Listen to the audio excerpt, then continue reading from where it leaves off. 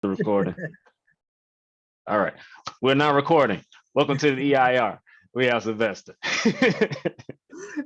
I love it. I love it. Thanks, Devin, man. Appreciate the opportunity to be here with you, BDPA, NSBE, everyone who's on the call. So listen, I really want to try to add the most value here to everyone. So I'm gonna share some ideas around entrepreneurial idea generation, share my story, feasibility analysis.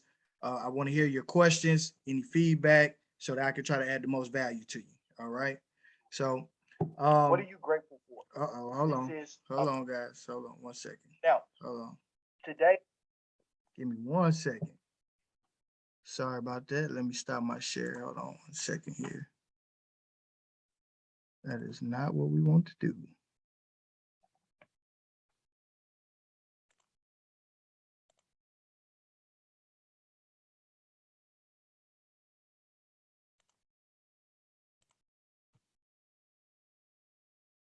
All right.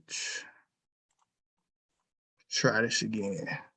Had the recording going. All right. So this is something I try to really live by, and I think it's important for all of us to think about. And if you would just take a moment to share, what's something that you're grateful for. I feel like this is you got to kind of have a starting point in terms of your mindset and what the way you're seeing the world, how you're seeing the world. Like naturally, our brains are kind of wired to see everything that's wrong, but for us to see the glass is half full, I just want to know, like, what's something that you're grateful for? What do you think? Was his family today? That is Saturday. That you at the conference in Cali? I see. Yeah, somebody just put in strong support system. Absolutely. Your daughter, your mom, your girl, whatever it is. But starting your day with gratitude, seeing the world from a place of seeing the things that are going right will help you on your entrepreneurial journey towards success or just in your day period. So thank you for sharing that. Like I said earlier, I'm here, number one purpose, to add value. That's it. That's why I'm here, to add value to everybody that's sitting in that room. I appreciate you taking the time to be here with us, and I'm here to add value to you. All right. With setting my intention for this conversation, besides adding value, I want to build a relationship with you, offer you a different perspective. I ask for your participation, and I'm gonna share some stories, strategies, and activities you can use in your business right away. All right. Yeah, and I appreciate you all sharing here. We got somebody said health. Yes, absolutely. Willing to learn and not stuck in my way. That's what I'm talking about. Yes, yes, yes. Um, Also, this is important to know so we can try to get your questions answered directly. If you came to this presentation today with something on your mind, what's one thing you feel like you need the most help on? Feel free to drop that in the chat for us. All right. And then also let me know who's in the room so I can know who I'm talking to. If you already have a business or you're just getting started, how long have you been in your business? If you can share that information so I can try to filter this conversation. Okay. Getting board of advisors, securing funding. I like those. Okay. Okay. Those are good ones. Those are good ones. Also, if you can share, if anyone in here has a business already, what's the name? How long have you been in business? That will also be helpful just to kind of shape this conversation. Okay. Okay, which steps do I need? Okay, share the vibe, 2-ish years, love it. What steps do I need in order to launch startup business? Okay, all right, cool. We'll go through all that. That's good. All right. Anyway, so my goal for today, I just want to help you guys to grow, help you grow your business faster. All right. And this is more of a promise to yourself. If I share some things with you today that will help you move forward faster, you have to make the promise to yourself. Do you promise to take action? You just say it to yourself. Hopefully you say it yes. All right. Now let me share with you. I'm going to share like my story, my journey as an entrepreneur, some of the things that I've had experiences with, and I'll try to teach through sharing that story, and then I'll get into some really technical kind of things in terms of starting points, some different perspectives on looking at stuff. All right. So this is my entrepreneurial journey. So starting here, this is my why, right? Everyone starting a business, you should have a why, something that's strong enough that's going to push you forward on the days when things get tough. So it's something greater than yourself, whether it's making a big impact on the community, your family, your daughter, your son, your mother, and this so happens, this is my mother. And so my mother's the founder of Professional Touch Salon. She's been in business for 45 years, right? And firsthand, I've had the experience of seeing what entrepreneurship can do, what small business owners can do, how they can change families, how it can change the trajectory of families from generations, right? And seeing my mother as a single mother put 2 kids through college as an entrepreneur, myself, a graduate of The Ohio State University, and my younger sister, a graduate of Philadelphia University. Now, that was all done because of a business that she started, right? And she's been a great example for me. And I actually started my very first business in the back of her salon. I'll share more as we get into it. Currently today, I spend my time, as Devin said, as the CEO of Global CTE. We're an online curriculum education company where we focus on business education curriculum, business classes, marketing. When you think about the classes you had in high school, it's an organizing body called CTE, Career Tech Education. And that's your cooking classes, your marketing, fashion, finance, entrepreneurship, career exploration. So we create content around those different subject matters and we sell it to schools for an annual licensing, right? For an annual license fee, right? And we're in over 600 school districts. We serve over 50,000 students. We're in schools also in India, in Kenya, that are using our curriculum. This is all digital. And Clint, this is what I was kind of talking about, potentially something that your history lessons that you said you were doing could turn into something like this if you package it correctly. And why this business works is because schools need curriculum. A lot of the stuff that they're teaching sometimes in some cases is dated, and we're offering relevant, engaging curriculum. For instance, in our marketing curriculum, we're presenting case studies to the students on how Travis Scott used Fortnite as a marketing tool, and then their discussion questions and relevant marketing educational components related to something like that, right? And so that's the kind of thing we do. I spend a lot of time doing presentations and teaching with a lot of different organizations. I find myself at the intersection of business and education. That's where I really that's kind of my sweet spot where I like to play in terms of industries, business, different things. So it's a presentation we did with Google on business analytics. I do a lot of work with the American Small Business Development centers across the country. So working with small business advisors and helping shape what they're teaching to small business owners across the country. All right.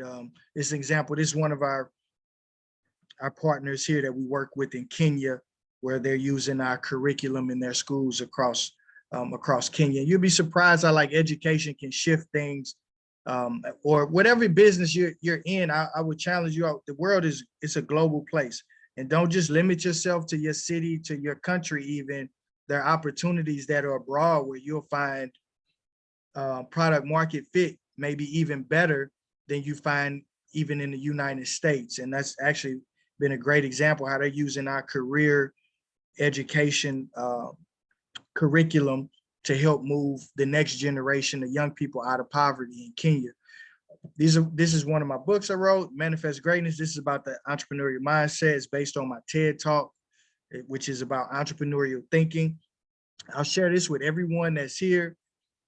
A big focus of this is taking ownership of your own success and seeing entrepreneurship as a 21st century life skill, and not just keeping entrepreneurship housed in business only, but seeing it as take ownership over your own success. Don't put that in the hands of anyone else, your parents, your wife, your husband, you know, your teachers, your boss at work. Take ownership over your own success. And when you do that, then what that means that whatever situation you're currently in, if you're happy with it, cool, you can maintain that. But if you're not happy in it, then you are in control of making the necessary changes to move you where you want to be. And it's also thinking from a place of removing limiting beliefs. A lot of times people don't find the success that they're looking for entrepreneurially is because they're choosing to buy into limiting beliefs. And thinking about it from the perspective of this is that, like, you're not limited. The only limits that exist really are the ones that you choose to place on yourself. So like, you're not limited because you're African American. You're not limited because you come from a family with money, or you come from a family without money. You know, you're not limited if you choose to live an alternative lifestyle. You're not limited by, oh, I don't have this degree or that degree, or any other type of limits that people have maybe tried to place on you. Do not buy into those. It's for you to say, like, how do you see yourself? Who is the person that I am becoming? Who is the person I am choosing to become, and operate as if I am that person? What would that person do, right? If not the person who's like, oh, you can't do this. Like, no, we don't buy into that. We believe big and strong that we're capable of achieving things that maybe other people have not, right? That's important, very, very important. There's another one of my books, about entrepreneurship. This one's used in a lot of schools, helped a lot of people, the Young Entrepreneur's Guide to Success 2.0. And this one here, The Power of Five. This is a journal that is really about, it's an execution strategy to help move businesses forward, move ideas forward, not getting stuck there. Spend a lot of time, again, speaking at conferences, colleges. This is National Black MBA, speaking at the Digital Marketing Conference, one of the top digital marketing conferences rated by Forbes, working in culture and entrepreneurship. This is a situation here. If any of you guys know this guy, Kehinde Wiley, is the person that painted the president. So the St. Louis Art Museum, that's where I'm based in St. Louis. I don't know where you guys at, but I'm based in St. Louis. And I do a lot of work through the area in different spaces. And in this particular situation, the Art Museum had me consult with them when they brought Kehinde Wiley to St. Louis to do an exhibition. And this is me taking him to Ferguson. You guys probably heard about the Mike Brown and all that stuff. This is where that happened. And then he goes and finds people, and then takes pictures, and then goes and paints them. And then, like, they turn into these beautiful things right here. But this turned out to be one of the most successful art exhibitions that the museum ever had. I'm showing you this because sometimes your ideas, there's so many entrepreneurship touch so many different angles, right? And so, like, it doesn't necessarily mean you have to have a product or a service, but it could mean that you're doing some consulting arrangement where you're helping lead a process as was done here. And these are other things like this could be in your skill set. In this particular case, the skill set that was required was someone who understood his paintings, what he was doing, and who he was looking for, and who could take him around St. Louis safely into certain neighborhoods to find the people that he was looking for, which turned into a beautiful project, right? And so understanding, like, the value of the things, the skills that you have to offer. This is my very first business here. This was a car wash business, and this is my business partner, Arthur, here, not Kevin Hart. But Steve Harvey would put on this award, used to put this award show on called the Neighborhood Awards. And it would recognize some of the best businesses across the country. And we won that award like 4 years in a row for the best car wash in the nation. So they fly us out to Vegas. We hanging out with all these different celebrities, from Kevin Hart to Patti LaBelle to Anthony Hamilton, all sorts of people. In this particular picture where you see me talking, I'm speaking in front of 20,000 people at the MGM Arena. And I tell you, this happened because we started a business. We started a car wash, and people thought we did a really good job and voted on us to win this award. We were the youngest entrepreneurs to win this award. Ended up being featured in the Wall Street Journal for companies that use social media to grow their companies. And just, it was a big boost to our business that led to other opportunities. I'm sharing this story with you guys to show, like, entrepreneurship, you starting that business can take you places and put you in rooms that you never would have expected, right? It can impact people's lives in ways that you never would have anticipated. It can move you in directions that you never, create more opportunities for yourself, for your family, for other people around you, and put you in touch with some very interesting relationships. That business today exists as an airport car wash. We have locations in St. Louis, Missouri, Kansas City, and Denver. I still own that company. I manage it. We got a team of people that they handle all the operations, and we have like weekly meetings where we just kind of check in on things. But all those things, that's how I spend my time like today. But how that all started for any, I feel like I see some younger faces over there sitting in that room. Like, I started that car wash business with a water hose, a bucket, and a dream my senior year in high school, behind my mother's hair salon. In that picture that I showed with my mom, in the back of that salon, in the back parking lot, me and my boy were washing cars. Literally, I shared is it okay if I share the story really quickly? Yeah, share. Okay. So it was like a cold day in November, December in St. Louis. It gets kind of cold here, like it does in Milwaukee. Yeah, I already know. So it was a lady in my mother's hair salon. I would keep her car clean every other week for $20. And this is my senior year in high school. I'm like 17. And so this particular day, it was cold, and I really didn't want to go and do it. But as an entrepreneur, you have to honor your commitment, right? It was her Saturday. So I called the salon. Her name was Miss Blanche. And I'm like, hey, Miss Blanche, would you like to go and split? Would you like to still have the car done? It's kind of cold outside. And she's like, oh yeah, baby, I'm here waiting on you. So I'm like, man, I still got to go clean this car. And it was a white, I'll never forget, it was a white Audi. Miss Blanche had a white Audi. And so I'm like, man, how can I get done fast? I was like, you know what? I'm gonna call my boy. This is part entrepreneurship, right? You got to be thinking. It's continuous problem solving.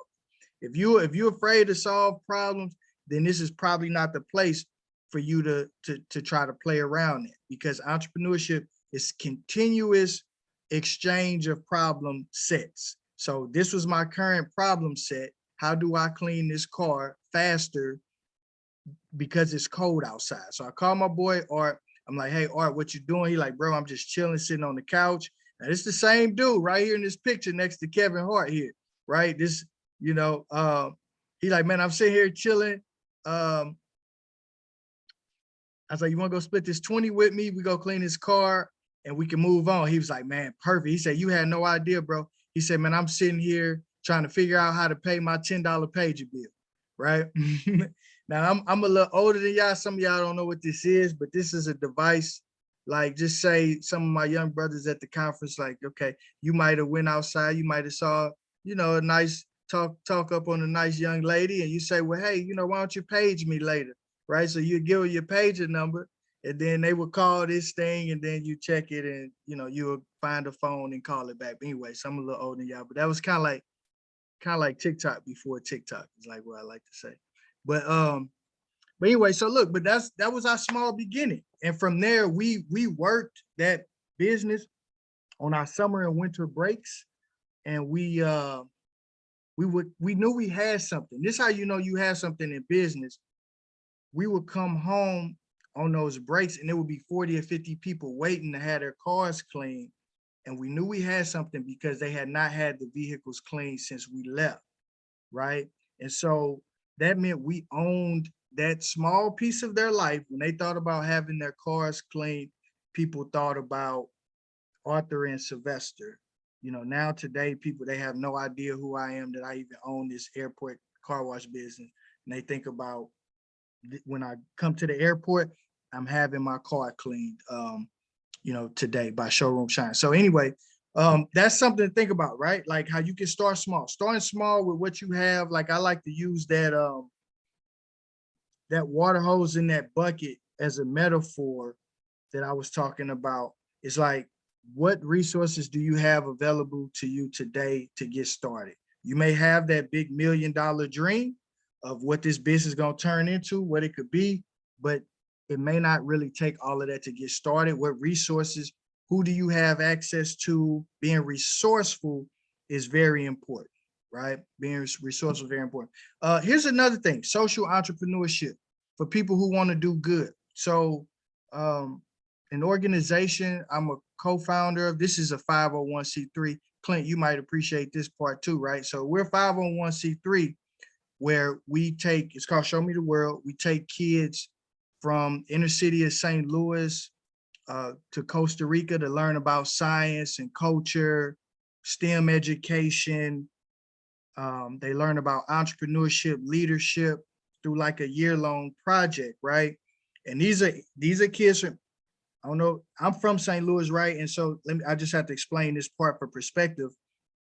It can get kind of crazy in our inner city of St. Louis. So a lot of our young people just staying in the neighborhood, limited viewpoint of the world versus having an expanded worldview, which is important to us. When you, for any of our adults or young people who've traveled outside of their city, or maybe some people that's in this room, you never been to California before, right? And now you seeing something different. This doesn't look like my neighborhood. This doesn't look like I never seen people do like that. I never seen people drive cars like this. When you expand your worldview, you get a chance to see what is possible. And the people in Costa Rica are some of the happiest in the world. But the point of this, right? We put a coffee business inside of this. And it came about because we were in Costa Rica maybe about 6 years ago. And a lot of our donors and supporters would ask us to bring them back coffee because some of the best coffee in the world comes from Costa Rica because of the high elevation of the volcanoes, the volcanic soil quality is really premium. And so we're packing up suitcases. I saw my partner packing up suitcases of coffee to take back. And I said, you know what if we figured out how to import this, and then we could create a whole business around it, teach our kids entrepreneurship, and create something that's sustainable for the organization. So we're not just walking around telling sad stories with our hand out asking for donations. And that's exactly what we did. And so now, as you can see the coffee on the table, those are our kids, some of our kids that are at the farmers market. They sell out every week. Now we have importing relationships with coffee farms from Ethiopia, Costa Rica, Colombia, Nicaragua. You know, our kids learn how to roast coffee, marketing, sales, and then it's created that sustainable thing. The coffee's in grocery stores here locally, and now we're making some new relationships, moving that abroad and working, and it's also helping us to expand the program to other schools across the country. So it's just like entrepreneurship, yes, fundamentally is to increase the value of the shareholders, the people who own the business, yes, but it can be used as a tool for good. And that's a beautiful thing. And I would also challenge any of you all who do have ideas to don't just think like, oh, when I turn 60, when I turn 70, when I turn 50 or 40 even, then I'll start to give back. Find a way to incorporate some give back into your product, right? Into your product or your service offering. One, it'll make you feel better. Two, is also a good signal to the community, to customers. Customers are starting to expect you to do good, to be a good citizen, of a good corporate citizen, even in your business venture. And it can also help you attract more people to it. So imagine you're drinking coffee at Starbucks, and now all that just goes to Starbucks. But if you drink coffee from Show Me the World, you're supporting inner city kids' education. That just makes you feel so much better with every cup that you drink. Now, so those are the things that I'm personally involved in. Now I'm going to share some stuff as far as ideas that I think good starting points for ideas and feasibility. Your passion, I think, is a great place to start in terms of entrepreneurship. Where should the idea come from? Something that you care about. And I like to say that because success does not come without sacrifice. You're going to have some tough days. Some things are not going to go right. And if you really don't care about it, if you're only doing it for the money, that could be a challenge. If you're only doing it for the clout or just to say I got a business or I have my LLC or something like that, then that may be a struggle for you to stay with it enough to see it through to success. So finding something you're passionate about. Your superpower. Everyone has it, right? Everyone has something. There are things that may become easy to you that others struggle with, right? You may have a natural skill, a talent, something that comes easy. You'll spend hours doing it.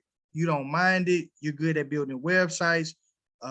You're good at making TikTok videos. You're good at accounting.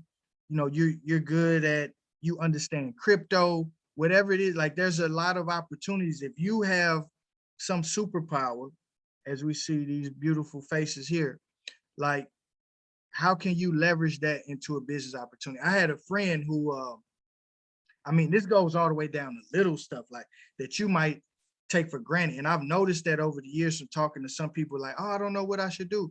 And a lot of the times, the things that come easy to us, we overlook because you think it comes easy to you. You assume it comes easy to everyone else. Like, no, like I would have, like I would have never put that jacket with those shoes and picked out those pants to go. Like that's something that's like that was your gifting that somebody could see value in that. Like, okay, well, why don't you come and help me organize my closet, whatever the case may be. Like there's an opportunity there. This is really critical that a lot of people don't talk about as it relates to business is market selection. And this kind of almost supersedes a lot of things. If you were going to start a business today, I try to put a clear example here. Would it make more sense? Which one you think is a hotter market opportunity? Starting a traditional printed newspaper business or starting a blockchain NFT investment platform? Like you're gonna get more interest in something like this.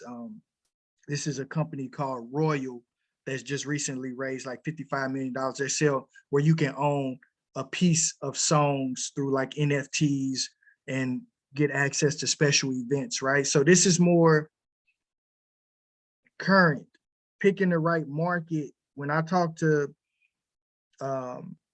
people who are VCs or people who understand business at a really high level, they're looking at market opportunities. I would like something in healthcare.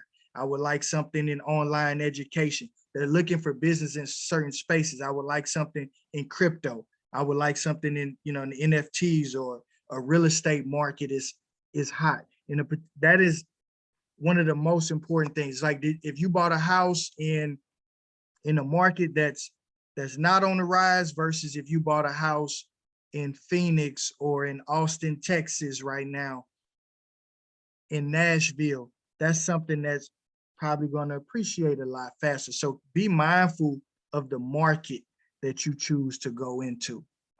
That's important. This is critical too. Every business has to solve a problem, period, point blank. If you think about something that you bought today or, you bought lunch, why? Because you were hungry, right? Somebody bought Mexican food. Why? Because you like Mexican food, right? Somebody else bought burgers because they like burgers. Like these are the kinds of things that when we simplify it, let's not make entrepreneurship some pie in the sky thing. Just keep it simple. What problem are you solving? If you should be able to state that very clearly. I'm solving X problem, right? This is a problem. And if you're looking for opportunities, you're like, oh, I want to start a business, but I'm not sure. Like you should look at problems. What are things that bother you? And if it bothers you, does it bother 10 other people? Does it bother 100 other people?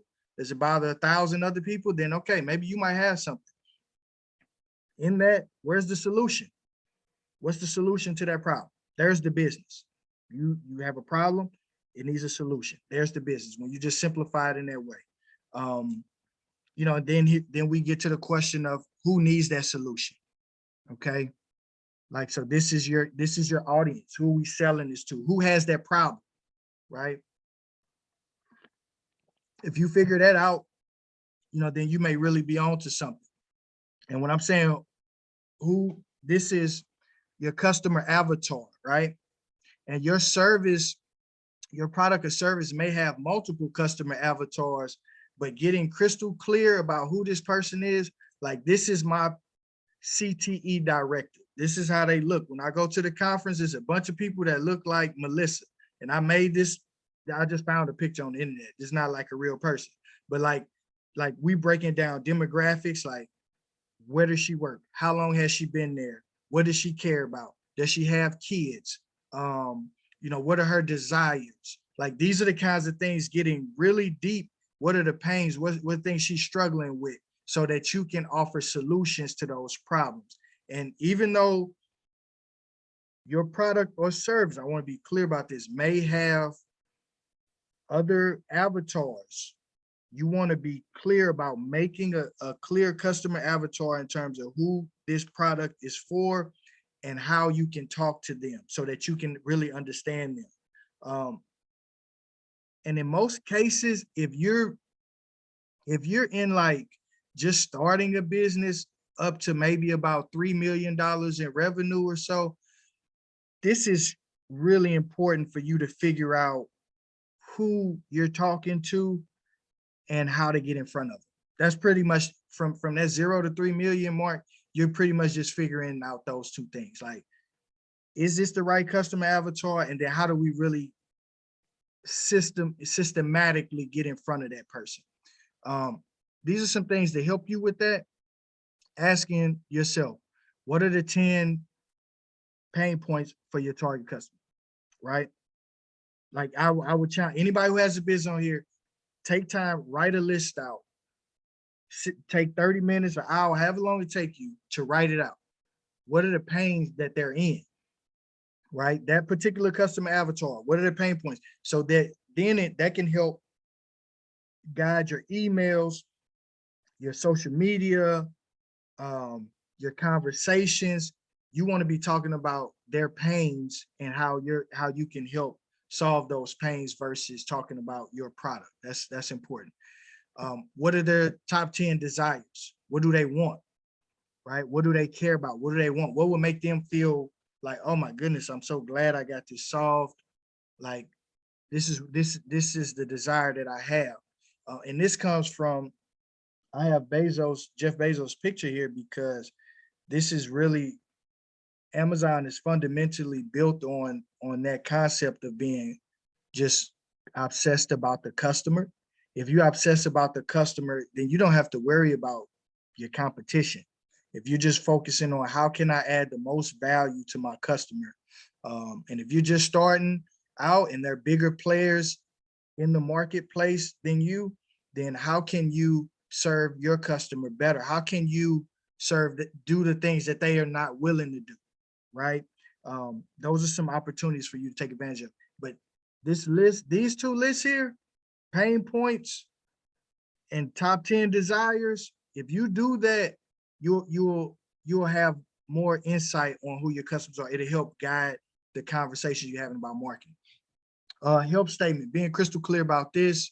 I help blank do blank without blank. I help this type of person, this customer, do this thing, our service, our business, without something. And when I'm saying without, that means like with less effort, with saving time, whilst with with less money, saving money. These are the kinds of things that people care about, right? They want to save time, they want to save effort, and they want to save money, right? If you can do that, you can help me get somewhere faster, then that's a powerful thing. And so an example for us, this is for my small business consulting help statement. I help busy service-based entrepreneurs attract their ideal clients using online marketing systems, all while working less. So if you want to learn how to automate emails, social media, how to structure all this stuff, We have a whole client attraction system that does it. That's something that's going to stand out to small business owners. In terms of the CTE space, when we're talking to teachers and educators, we help CTE teachers implement engaging and relevant online curriculum that prepares students to have successful futures. That's what they care about. They care that emotional piece. They want their students to be successful, and they care about, they know that sometimes the curriculum they're using is not engaging and relevant, right? So that's important. In our businesses, you're trying to move a person from their current situation to their desired situation. Be clear about that. In that transformation, that's where the business lives, in that red arrow there, that transformation gap. How do you get this person from this place to where they really want to be? And where are these people at? You can find out where the people are hanging out. I was talking to one of the guys early before everyone got on the call, but it's a good thing if you can find places where your customers organize themselves. Like for us with CTE, the Career Tech Education space, that there's a national conference, there's regional conferences of all these people coming together, there's state conferences, all these people coming together. Every school district has an administrative leader, so there are a lot of opportunities to try to connect with those people. So I'll find myself, I will go to the conferences, I will exhibit at the conferences. They will invite me to speak and do keynote speeches at the conferences. So then that way I'm in front of them, we get to engage in that way, and then there's business that happens. And who can help you get there, right? You want to go fast, don't go alone, collaborate, right? Collaborate, collaborate, collaborate. As you first start your business, you may find yourself wearing 5 or 6 hats, right? But as it grows, you want to go from generalist, like you've been a generalist, you operate it, you make the product, you write the emails, you do the sales calls, you do the books. Like that's a lot for one person, but you want to move to a place of going from generalist to a team of specialists, right? This person does the social media, this person does the accounting, this person does the sales. Like building out a rock star team is important. And then as it grows even further, you want to have teams of people working on those different business departments. That's how you grow. That's how you move further, move faster. So this is super important when you got that idea in terms of the feasibility, that product market fit is super important. And this is a question you should ask, like, don't be so in love with your product. Like, are you serving steak to vegetarians? You know what I mean? Like, you got the A5 Kobe beef going. You're like, man, y'all gonna love this. And you cooking it and you preparing it.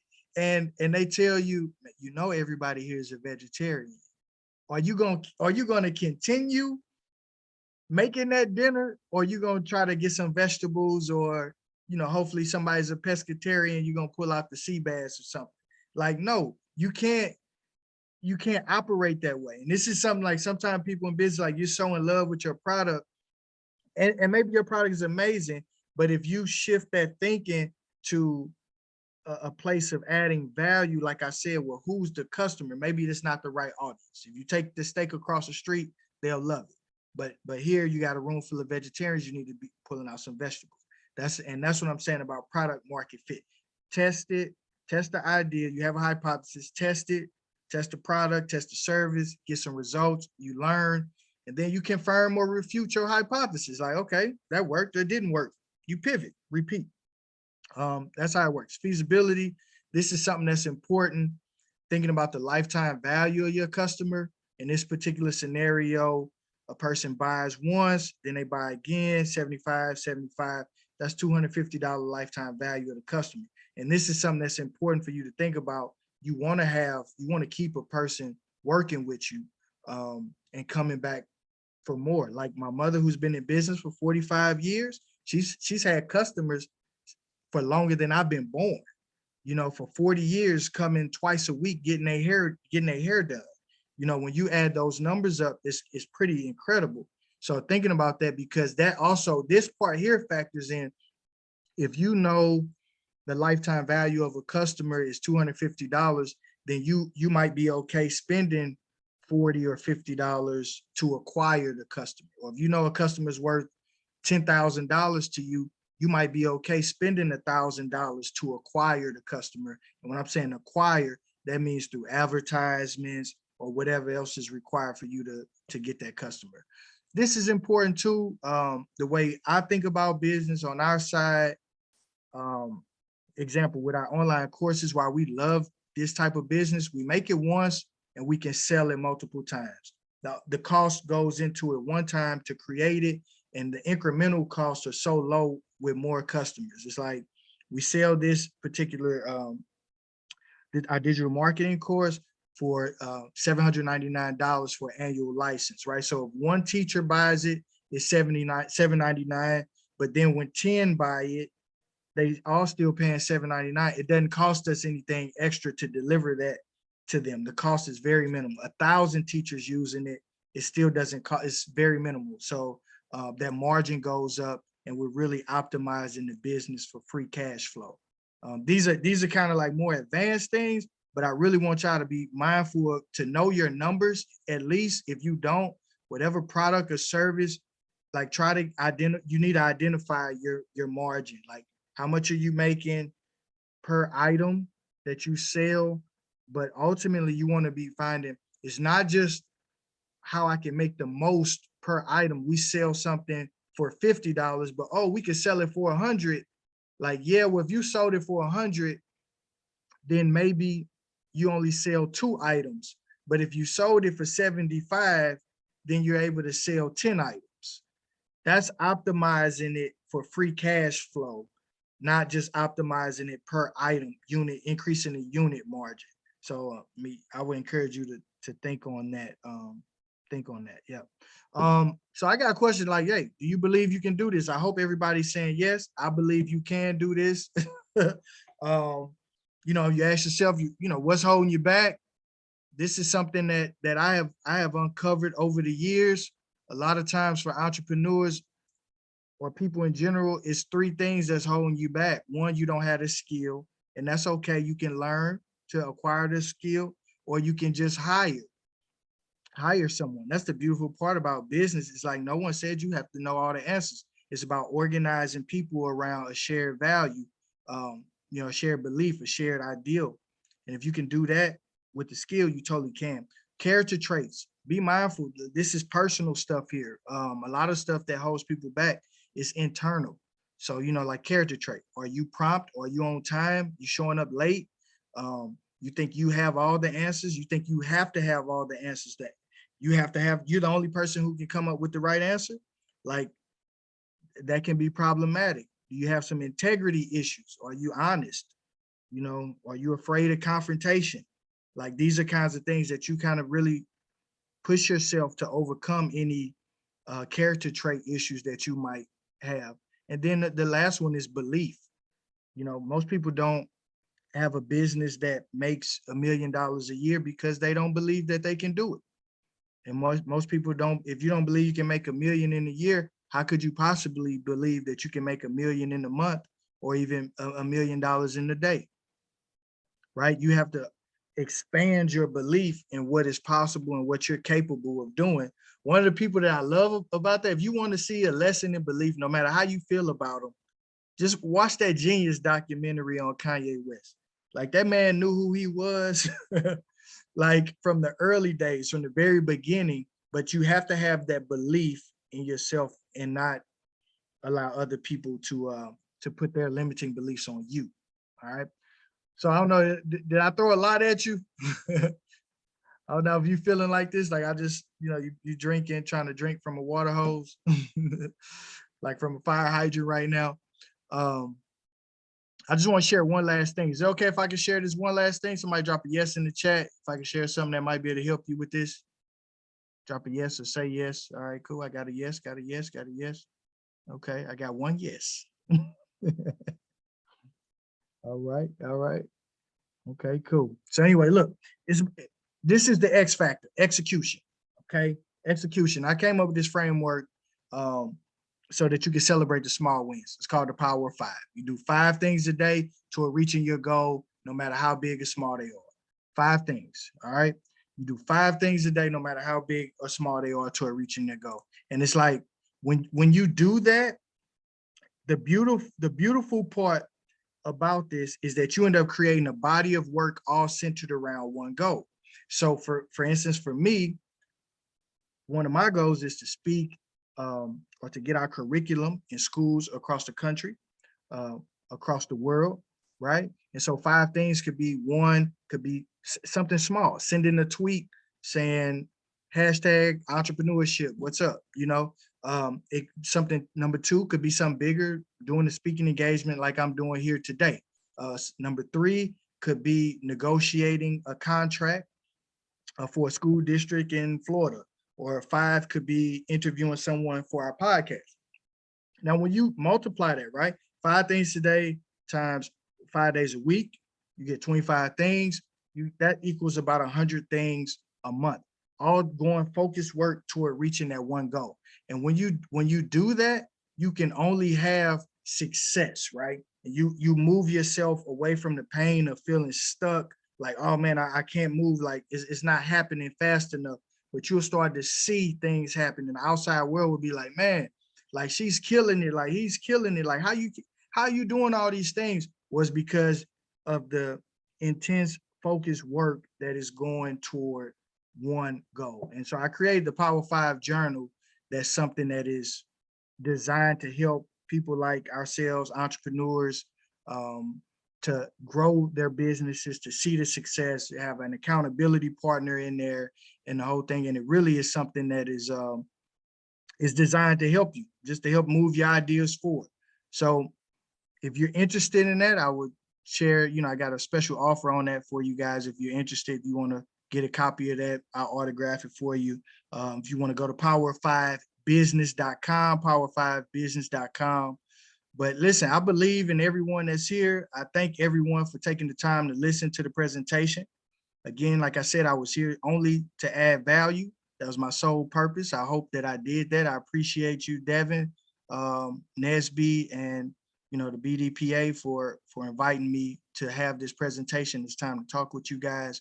And in closing, I will say you don't have to be great to get started, but you have to get started to be great. Thank you all for your time. Thank you. Thank you, Sylvester. We'll set aside a little bit of time here for some Q&A before we get into elevator pitches. I know we have at least 1 or 2 in the Zoom from the program participants, but we want to make sure we allow some time for Q&A from anyone. So if you're in the Zoom, if you're there in the room, this is your chance to ask any questions you may have. Yeah, Devin, we have one question thus far. You can come up and speak. Yeah, go ahead. Oh, it's right there. Yeah. Hi, my name is Princess Scott. I'm a graduate student at Lehigh University studying technical entrepreneurship. Thank you for presenting to us today. My questions were in regards to like the financial aspects of how you started your businesses. Okay. Did you do things like pitch competitions? Was it mostly bootstrapping? Did you use resources from family and friends, and can kind of go into that structure? So my very first business, literally like purely bootstrapped, up to a point where we needed to buy some equipment for that car wash business, and my mother gave us a $500 loan. Yep, and we paid that back to her in like a couple of weeks. She was nervous about giving it to us. She's like, I don't know, and we were able to pay it back to her pretty fast. And I would say this is before. So listen, I've been doing it like entrepreneurship before it was cool, right?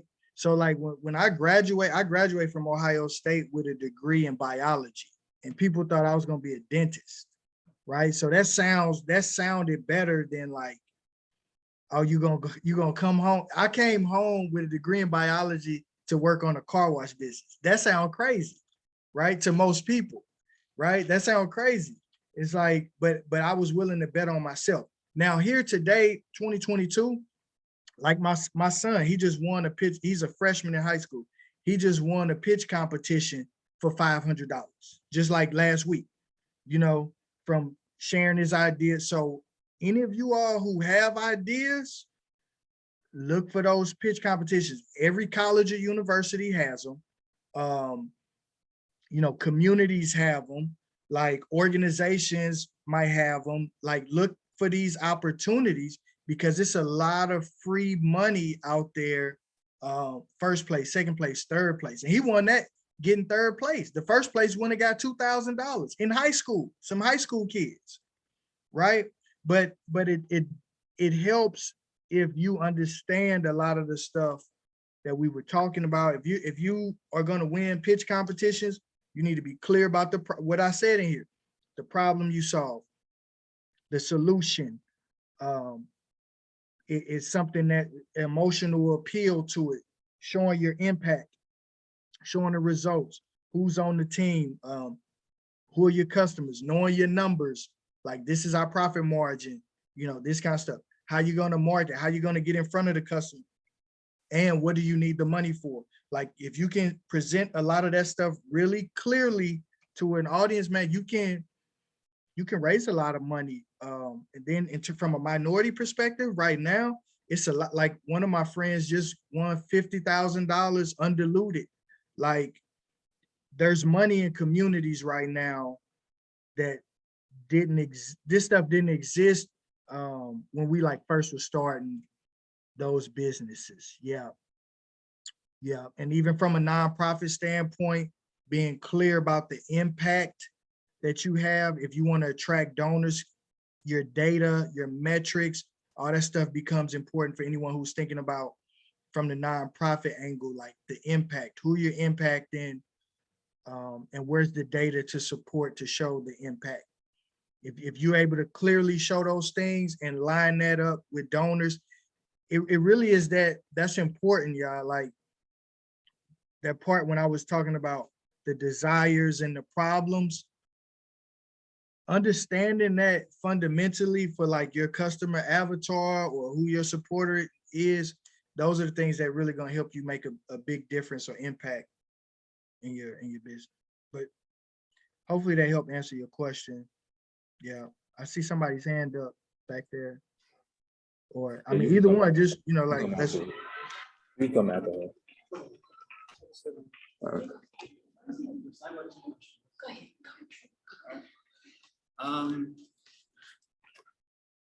There you go. My name is Alejandro Leal. I'm an ME at UT Tyler. I have two questions. So if you make a product, how do you keep up with all the reviews for your product from all the people that you're selling to? You know, how do you nitpick which reviews you should listen to, how you should improve your product?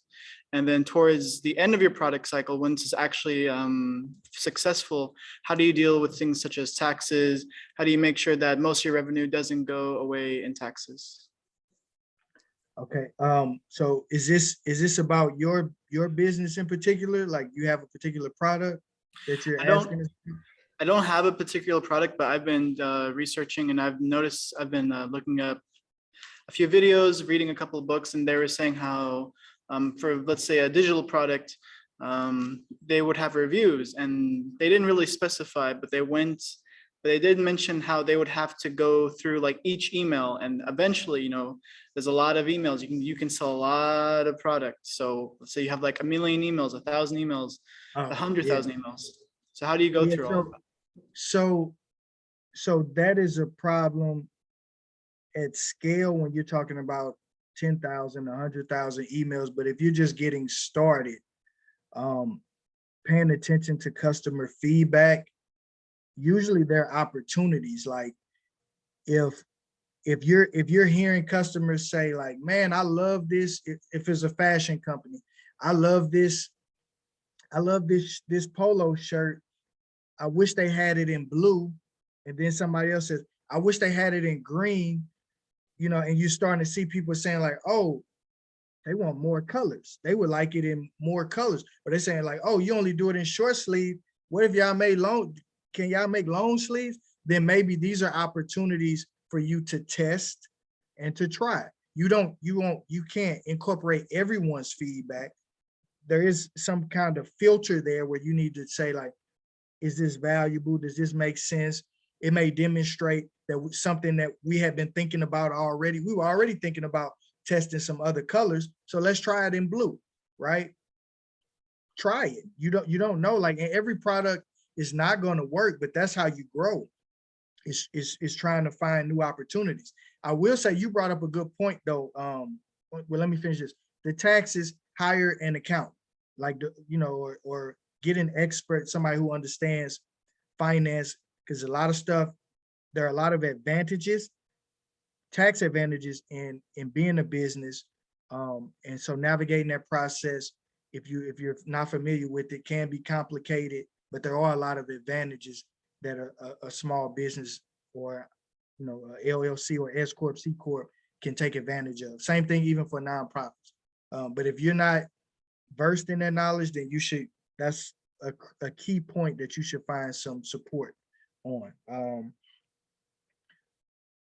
A place for looking for business ideas though, I heard somebody say this recently and I was like, man, that's a great idea, is to find those companies who have hundreds or thousands of reviews, like go on Amazon, a product that have hundreds of thousands of reviews, read the reviews and see if you notice any customer complaints.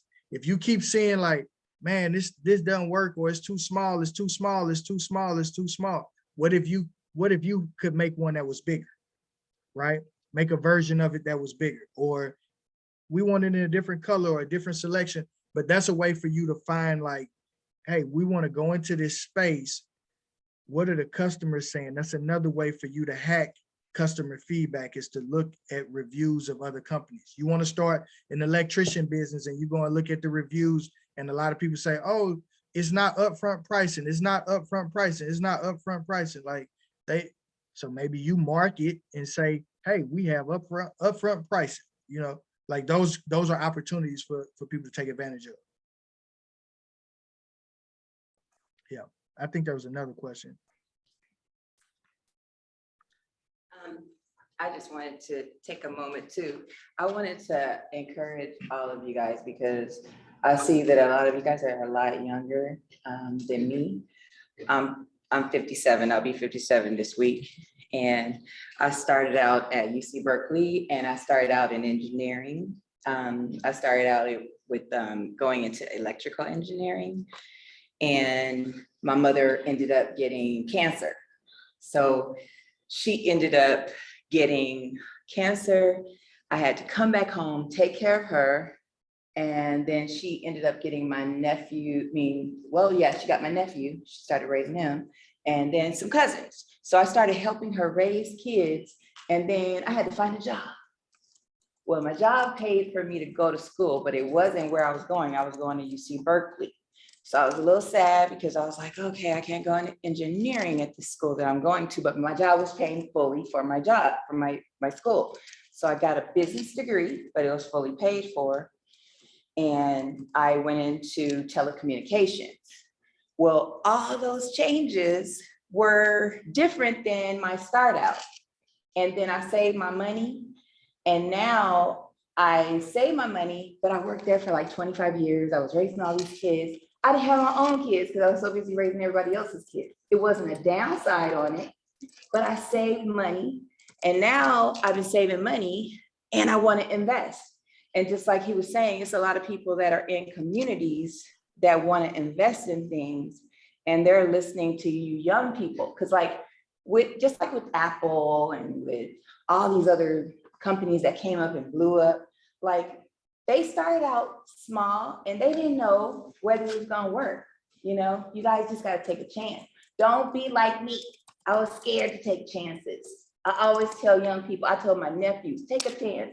He took all these chances and he did so good. He was 22, he bought his own home. He has like a really good job. He has his master's now. He moved to New York. He took all these chances. He flies all around the world. He's doing things that he wants to do and he feels comfortable at it. You guys got to take chances. Don't be scared. Follow some of these things that he's saying and really listen. Like, don't just write it off. Like, do these things. I didn't even have kids of my own. I ended up adopting my daughters and they all hiding under the table, but I adopted triplets and they're my life. But they don't understand these things. they're really smart. They fly airplanes now. And they were referred to come and see this, but they were like, "Mom, we're in the wrong class. We aren't supposed to come here." But this was like exciting me. This gave me joy to hear what you were saying, because like I have ideas that I'm scared to do, but you kind of have that energy. You guys have to do it. Like, don't give up on your ideas. Like, do your entrepreneurial jobs. Do what you want to You know do. what? at You know home. what you said, you know what? You gotta do it. Yeah, like what? I'm Thank a you. teacher now. I've stopped doing telecommunications, retired, take care of them. Now they're 10. Yeah. And now I'm a teacher and I got money that I can invest in stuff. Yeah. You guys got to do this, you know, got to do it now. No, Don't wait. thank you Thank you. for Be thank you for young with sharing. the energy. You Thank know you. what I Yeah, mean? Don't yeah. wait till you my age. Yeah, thank you. People are like, "You old girl." I'm like, Thank you. you guys. No, Thank you. that's, I mean, I think that's so You're powerful safe. what you said. You're right. That's a good point. Um, she brings up that the risk, the importance, like risk is a part of all of this. And not being afraid to bet on yourself, whatever those ideas. This is deeper than just like saying like, oh, go start a business today. If that's not what you want to do, it's fine, but just applying the entrepreneurial mindset of saying like, I'm willing to take a chance on myself, whether that means I'm willing to move to another city for a job opportunity. I'm willing to put my name out there in the hat and not listen to people say, oh, you don't have enough experience to apply for that job or to go to that school. But be willing to bet on yourself.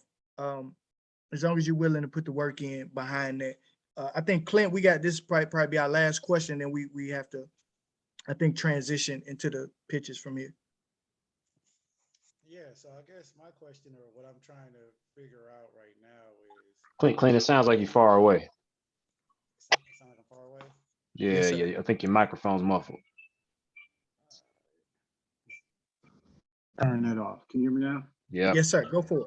Okay, so I guess what I'm trying to figure out, or that I'm stuck on, is trying to find free game, you know, to get information like for free, you know, because every time I like, you know, I'm trying to look at, you know, tips on how to start your nonprofit or do this, or how to get grants or how to do grant writing. Everything comes with like some kind of consulting, some kind of fee. So, you know, how did you go about like getting as much free game as you possibly could? Like what did you do to get that? So it's a combination. So getting clear about what information do you need right now to go to the next step, right? Do you need to know how to write $1 million grant right now? You don't, right? If you do you have a nonprofit officially yet? Is it officially 501c3 yet? No. Okay, so then let's take a step and be crystal clear about that, right? So how do we start a nonprofit? It's videos on YouTube you can watch, but then you have options. Like when we started ours, we had a lawyer and did the whole thing. We spent several $1,000s on that transaction. However, there are organizations, you might be able to find them, that might pay for that service for you. If you don't have that ability, go on LegalZoom. Like LegalZoom, you have to be willing. It's a both and in that what you're saying. Like it's free information, but you have to be willing to invest in yourself, because if you spent $2,000 on a lawyer to set it up and set up right, executive director, treasurer, secretary, paperwork, filings, state filings, all of that is done right, versus you did it yourself for $200 and then 3 years from now you find yourself in trouble and it costs you $10,000 because you didn't do something right.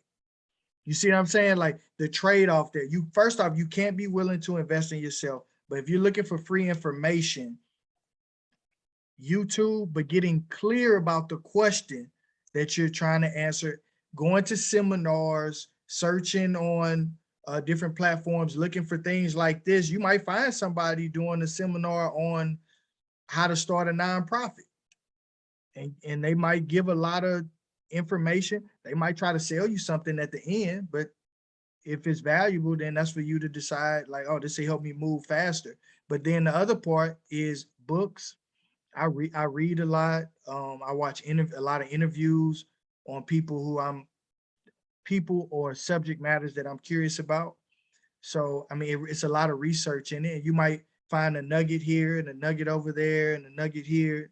You might have to piece it together, but sometimes it is valuable to, I'm also willing to invest in myself or in the business to get expert advice and expert help, because that might help. It just will help you move faster. Yeah. So don't always just be looking for, like, don't just assume free is better. You know, like what this right here, like today, this is free, but then like if you were working with me as a consultant client, it would be tremendously more valuable. You get what I'm saying? Like you just got an hour, you just get an hour for free, but then like if we're talking on a regular basis and we can like go super deep on your thing, then now that's gonna add more value to you. So what's it worth to, you know what I mean? Like it's a combination of both, like free and being willing to invest in yourself. Yeah. Yeah. Don't be afraid to do that. So thanks for the question, Clint. Thanks for the questions and the thoughts from the room there. Much appreciated. So that concludes our speaker portion of today's event. So thank you again, Sylvester, for sharing with us. So at this time, we're going to transition into the elevator pitches for those who are interested. So I know we have, and I apologize if I'm mispronouncing your name, so please correct me here momentarily, but I believe that's Erie Odaya. I see you here in the call, and I know you signed up for the overall entrepreneurship program. So we definitely want to give you the opportunity to do your elevator pitch if you come prepared to do so. If we have anyone in the room who signed up for the program, feel free to pitch as well. Then also, Clint, Amanda, you all joined. So if you all have business ideas that you would like to give an elevator pitch on today, since you showed up, I want to give you that opportunity. So no pressure. Just want you to know you have the opportunity to give an elevator pitch for your business idea and get feedback from Sylvester, Carl, and Brandon. Here, our entrepreneurs in residence today. So I give you all time to think on that. While you do that, I want to take a moment and allow Carl and Brandon to do some quick intros of themselves in case anyone is not familiar with them. So Carl, we'll go to you first, and then Brandon will come back to you. All right. Good afternoon, Devin, and good afternoon, everyone. So I'm Carl Hanna. I'm the co-founder and CEO of Eva Health. And Eva Health is a health tech platform or a health tech company building a health tech platform for family caregivers that are caring with a loved one with dementia.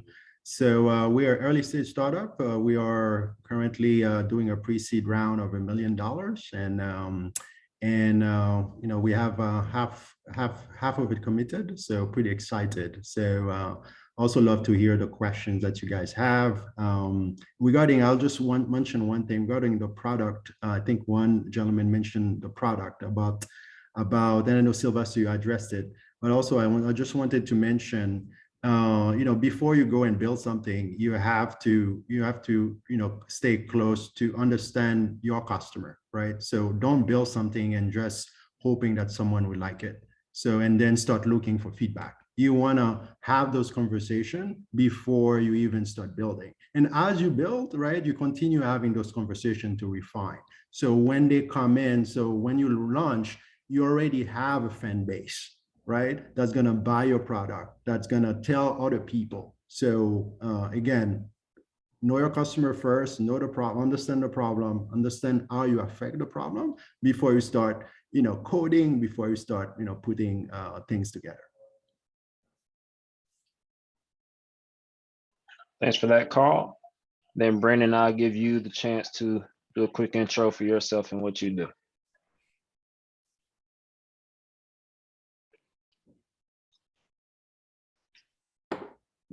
That's assuming Brandon's in a position to speak. I know he's having some technical challenges earlier. This is Ari. I can. Yeah, you can jump in first. Okay, awesome. thank you for the opportunity to pitch here. Again, my name is Ariel Daya. I am the founder of SID Technologies, which is a Minneapolis, Minnesota-based startup where we're developing solutions that preempts early detection of police misconduct and alerts agency heads of such conducts. After the global response to the murder of George Floyd in Minneapolis in 2020, the racial and ethnic disparities and the outcomes of law enforcement interactions can't be denied. Police brutality of people of color continues to be of national debate. My team and I would like to help the nation move beyond debate to sustainable action. We want to build upon the studies and research of human influence of bias in criminal justice system by the likes of Stanford researcher Jennifer Everhart, whose study of language from over 100 million police body cam footage showed racial disparities in officer respect level. This takes us to the question of, raising funds to build such a technology. We are taking the non-dilutive route to market. We are looking at federal grants such as the NSF, SBIR, and STTR grants. We have not had much luck with capital investment just because of the controversial nature of the sector that we're in. And also we've received quite a bit of pushback from police agencies. So we have pivoted a little bit to litigation, and we're still in stealth mode with the litigation use case. And yeah, that's my pitch so far. Thank you.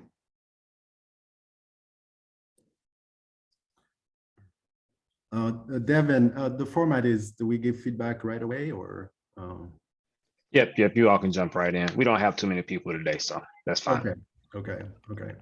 Since I'm talking, let me just continue. Ari, thank you for presenting your business idea. I think one first thing, right? I would like to see you, right? Especially, people invest in people, right? So if you have an opportunity to do a Zoom call, you want to at least use your camera unless there's an issue, right? So if you're pitching, I want to see who I'm listening to and who potentially I'm going to invest in, right? So that's one. I know you presented some of the issues that you have, right? So that's a bit scary to me if I were an investor or interested in investing, because it's already a risk, right? Any startup is a risky business. So if the founder is coming in and a bit like, oh, well, I couldn't do this is negative, right? Bringing the negative, and believe me, right? Startup, there's a lot of, you're dealing with issues all the time, right? But you want to present your company in the best light possible, right? You're not going to make stuff up. You're going to tell it as it is, but I'm sure they are positive experience, whether it's that you get, connected with a big university, whether you get connected with we have a big advisor on your board. Those are very positive things you want to bring up, right? And of course, the investor is probably going to tell you, hey, what's your traction? What's the business look like in terms of your traction to date, right? Stay on the positive, right? Stay on the positive and address, if you have negative, what's your plan, right? To address those pitfalls, right? So I heard more of a negative, why, you got pushback, right? You couldn't get capital investment. If I'm hearing that, that's scaring me, right? And that's shut me down very quickly, and I'm not interested anymore to hear what you have to say, right? So stay positive, right? It's tough out there, right? But stay positive. You are the one, you are the one who can push your company, right? Who can make it happen. And if that person is a bit hesitant, right? And going back to what Sylvester said early, right? You gotta be your best spokesperson and have that confidence that you can make things happen. Right. So, and last thing, Ari, sorry to kind of jump on you there, but, you know, think about, you know, are you going to get traction, right? Think about, you know, what's the size of the market, or from a more tactical standpoint, you know, how much, you know, if the market is, if it's a large market, and even if there are many players, there's still opportunity for a new company like yours, right, to make an impact, right? And how are you going to grow the business? What are your plans for the next 6 months, a year, etc.? I'll stop there. Thank you for the feedback. I was not prepared to pitch today, so I do appreciate the feedback. It was very helpful. Next time I will be on camera. But we do have partnerships and advisors. We actually have partnered with the University of Minnesota and the National Freedom of Information Coalition is also our fiscal agent. Additionally, we do have Perry Tarrant, who was the former assistant chief of police in Seattle, as well as he was appointed by Obama and Biden's administration in the criminal justice task force. So we do have, I should have mentioned that, those are key areas. And we recently received a Comcast grant and participated in MIT Solve's Unbundling Policing Incubator in the fall. So I will make a note to better position myself. Yeah, you had all of these good things to share, right? Yeah. But you led with the negative, and right, led with the positive. And the space that we're in the US, the solution type in terms of SaaS and you know, in the AI arena is really about, well, 64% of the global market is spend is here in the US in the legal and government space, retail, and I believe research from academia space. So that's like I think a $10 billion market in the US. Okay. Yeah, I'll add to what Carl just said. Like I wish you would have said that stuff like in the beginning, but you should like keep in mind you shouldn't be the one like poking the holes in your business. You're gonna, any judge or you know people who you're trying to pitch it to, they're going to do that. Or if you, it is, I would say this, it's valuable, it's supremely valuable to speak in a totally positive way about your business. We're doing this. This is what's happening. This is the impact. This is the market size. This is the, you know, the opportunity that we have. This is the traction we have so far going toward it. And yes, it's okay if you say like the negatives, like, yes, you may be thinking, well, what about this or what about that? And then you offer a solution to those things. Like you didn't do that. Like, so if you're gonna bring up the negatives, just say like, yeah, you know, this, some people they have struggled with this, who've tried this before us, but we figured it out. Like, so it shows that you are aware of, you know, the potential negatives in the business, but you offered a you ended that with a solution, to it. I'm curious, what is the plan for the next, are you about to move toward the litigation stuff, or like, what's the plan for the next 6 months? Yeah, because of the pushback, which is considerable from law enforcement, just because we offer additional data points to hold them accountable. The union is, you know, the union. So we are pivoting into the litigation space right now to help litigators,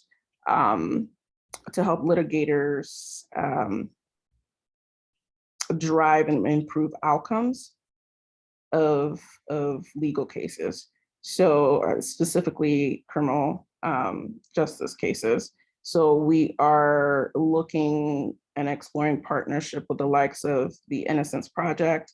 We have been in, we're in exploratory conversations with 2 state prosecutor's office.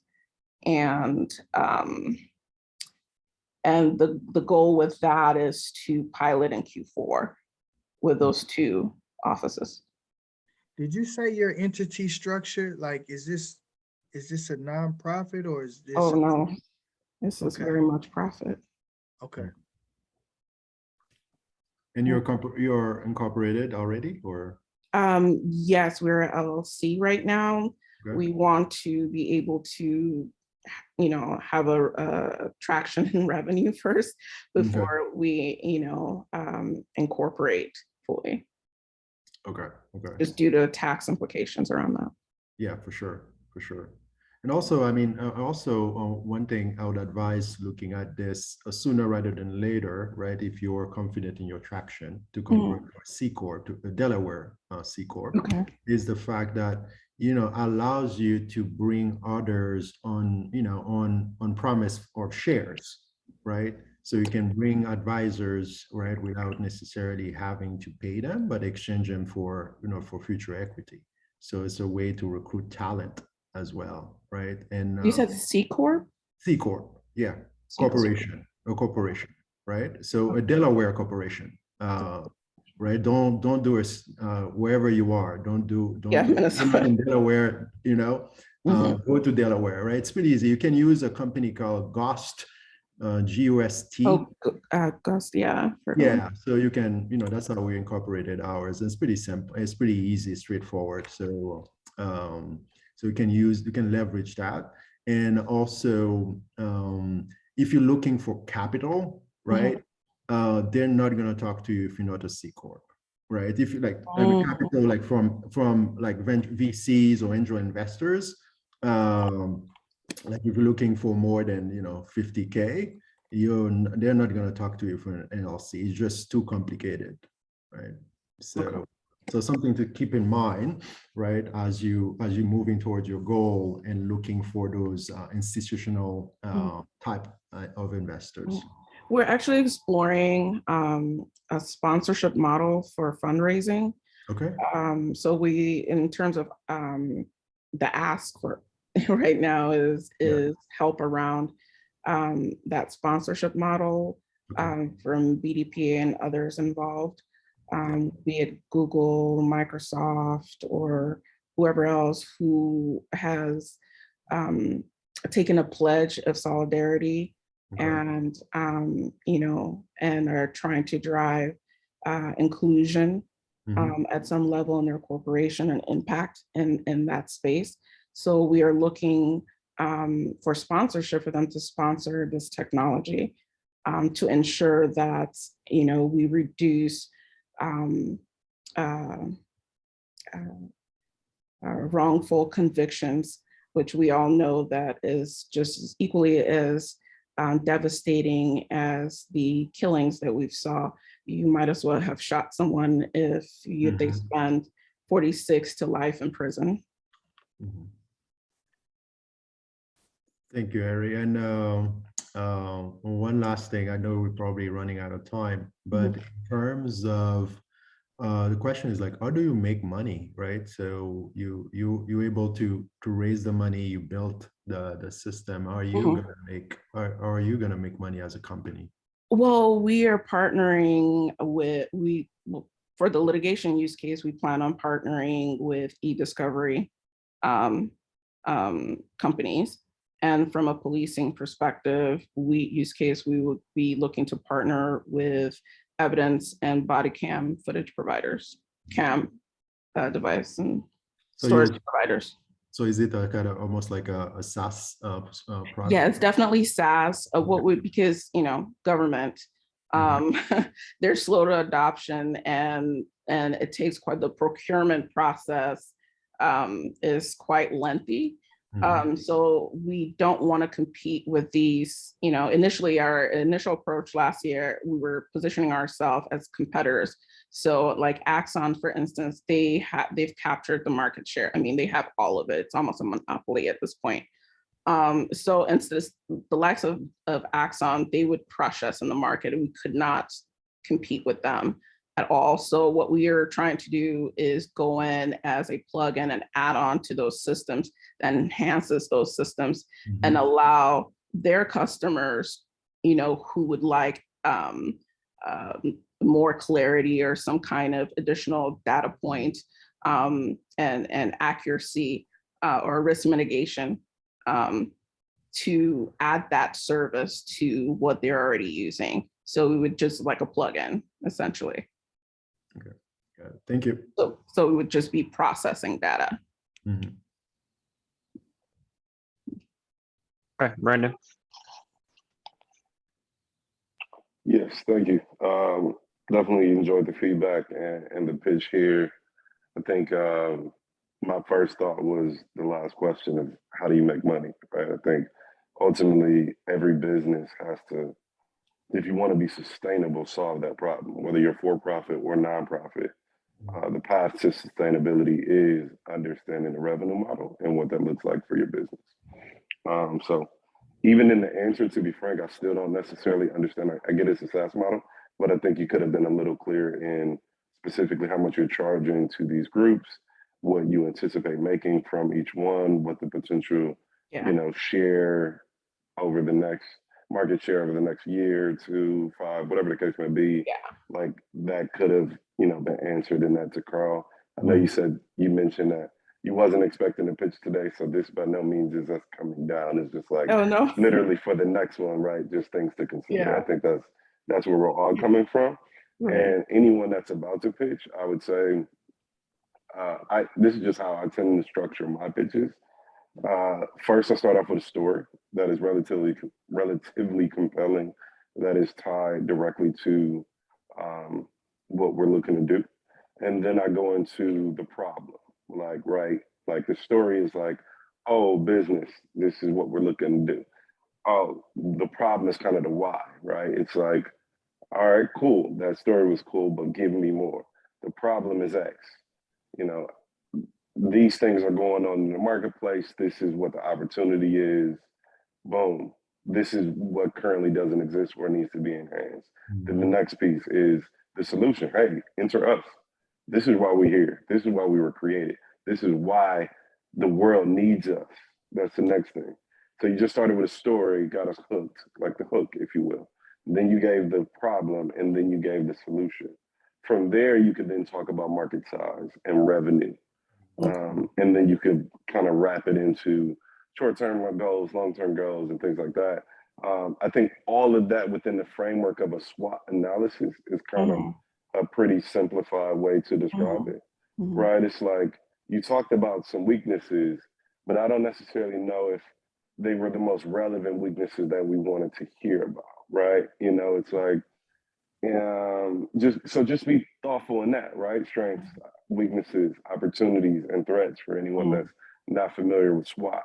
Lead with the strengths in that message. Like, hey, this is why we're the solution.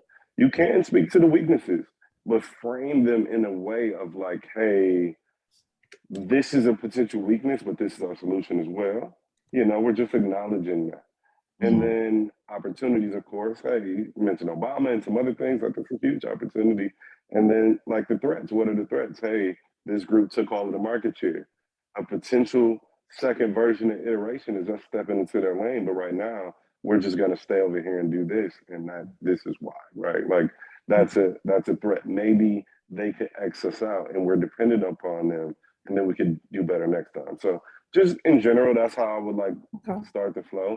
The story, the problem, the solution, the market size, the revenue model, and then founding team, right? Like, why are you specifically the best person to be solving this problem? I think Carl mentioned it earlier, like people invest in people. So it's like, if you have a compelling story, mission, message, whatever the case may be, that is tied directly to that and or experience tied directly to that, I think that is then compelling, and we will believe in you and believe in that. And then the last thing I'll say is I would stray away from saying, hey, we were gonna do this, but that company will beat us. As an entrepreneur, you kind of have to have a rational confidence, you know, in certain elements, right? It's like, hey, I'm gonna win, you know, and by any means necessary, I'm gonna find a way to beat my competitor. Now, that's not be stupid and say I'm gonna start up a shipping and logistics company that's gonna be Amazon. Like, I'm not gonna be stupid, but if But there is a Axon is specific niche, Amazon in this say that situation. again. Axon is Amazon in this Yeah, situation. that's what I'm saying. I completely understand if that's the scenario why Yeah, you don't want to go against a no. mammoth. But the way that you tell that story, I think, could be a little different because you don't want to get people to think that you're not a winner, right? Like you have to position yourself as a winner if you're Mhm. trying to do it. And the last thing I'll say is this: um, when it comes to equity, when it comes to finance, there's kind of three main ways that you can finance your business. There's debt, which is a loan that is maybe recourse that you got to pay back or non-recourse that's just on the business. There's equity, that's the highest cost of this, which is most difficult to get, to be honest. I mean, loans are hard, but equity is even harder. And then there's non-dilutive capital like grants and you know, some of the charitable contributions in which you're speaking of. So some of you all's work, I know it was Sylvester mentioned, is this a nonprofit because it was primarily a social based venture, you know, so maybe there is a nonprofit angle that could take money from some of these companies to Mhm. then fund the staffing for some of the operations in which you're doing. That Mhm. can be done as well. And you can still have a very much so Mhm. for-profit entity, Mhm. but it's hard for a Microsoft, for example, to give a new startup non-dilutive equity Mhm. in the form of a grant because Mhm. typically they want to just give that to nonprofits and write it off, right? So Mhm. just things to consider. Mhm. That was my only thought. We thank you for that feedback. I really appreciate that. We have the National Freedom of Information Coalition, who's our fiscal agent, and they're applying for those non-dilutive funding on our behalf from a nonprofit. Those that require us to be a nonprofit, they're applying for Perfect. those on our Perfect. behalf. And in terms of pricing, what we're going to charge and all of that, we don't know yet until we get through our pilot, and then we'll know what we'll have more details and be able to price better. Right now, we're still very early stage and we're building right now. Our pilot program is essentially to test our MVP, and our MVP from an AI perspective, we're entering the market as data processors. And this technology would be the MVP use case is civic, it's legal, but it's a much larger, the technology applies to multiple industries as besides legal, investigations, retail, and research, even supply chain. So those are sectors and industries that we'd be exploring later, much later, but our go-to market is with legal. I wanted to offer some feedback. Brandon hit it right on the nose in terms of why I asked that about if it's a nonprofit, what was your entity structure? Mhm. My personal thoughts, if I were leading what you were doing, I would take on a hybrid model. So I would have both. That's great you have a fiduciary, you know, the people operating that like that for you, but I would take that on, bring that in-house, and then the AI, all the intellectual property, all those assets, hold that in that Delaware C Corp, but you Okay. also have a nonprofit organization where you're screaming to the rafters, we are here to reduce wrongful convictions. There are people that want to support that. Like corporations will be more willing to give that foundation money, but then you use that to fund, like, you know what I mean, like what it is that you're trying, the mission. So if you change it to be like more mission driven, and in that way, then that might help you attract more capital from the donation side, but then to protect the assets, The things that are valuable, you can still keep that in, you know, in the C corp. C corp. Okay. Yeah, so it's keep it separate. Okay. Yeah, Okay. yeah, and even be able to attract lawyers, attorneys, or people who might want to do the litigation and stuff for free. Okay. Because you have that, but nobody's gonna do that under Delaware C corp. You know what I mean? Like if you're leading with AI for wrongful death versus leading for, like, you know, mothers, fathers, or you tired of your sons being wrongfully convicted, 40% of African-American males, blah, blah, blah, blah, blah.